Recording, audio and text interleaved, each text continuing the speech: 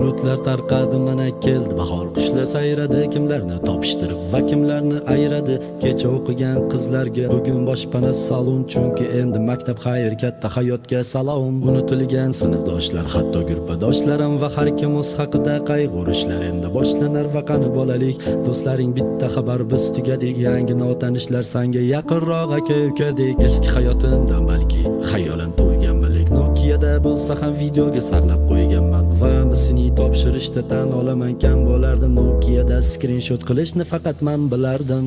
Esimda erta turish uchun internetdan o'zimni tiyishim, ko'rardik darsdan qochganlarni kalta kiyishini, so'rardik har xil bahonalar uyga javob berishini, o'qituvchini mot qilardik o'zaro kelishib. 6-soatiga deyarli qolmasdim, hatto och qolganimda bufetdan qarzga non bosib, sinf rahbarimizni nimalardir qilib ko'ndir, kim birinchi borsa da'vat qilib qo'yardi kontur. Onda sonda qo'shni sinf bilan o'ynab interes va sehrgarlik bo'lib tuyulardi bizga interes. Balki hozirgidan ko'ra biz beg'ubor tuyulardik, kim sigaret cheksa san tez o'lasan deb kulardik. Hech qanaqa telegram biz anketa to'ldirardik, vaqti kelsa o'qituvchini ham kuldirib o'ldirardik. Yaxshirog'i skameyka bizga begona divan, anketachi qizni topsam anka qalami so'rayman.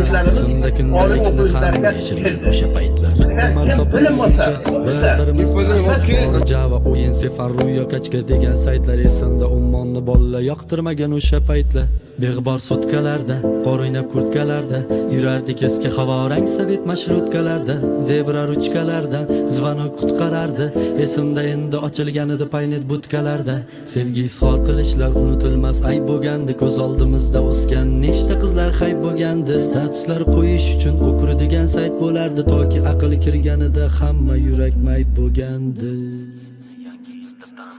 Qorsiz o'tgan yangi yil deb tanimasdi, yugurib o'tardik svetoforlar sekund sanamasdi, qad ko'targan daraxtlarni negadir tekkizlagandi, eski yomon xabarida sanoying izlagandi, neligini his qilgandik getada zo'rlikni, ko'rinishi esimda sariq 50 so'mlikni, balki hozir gapiramiz yoshlarga qarigan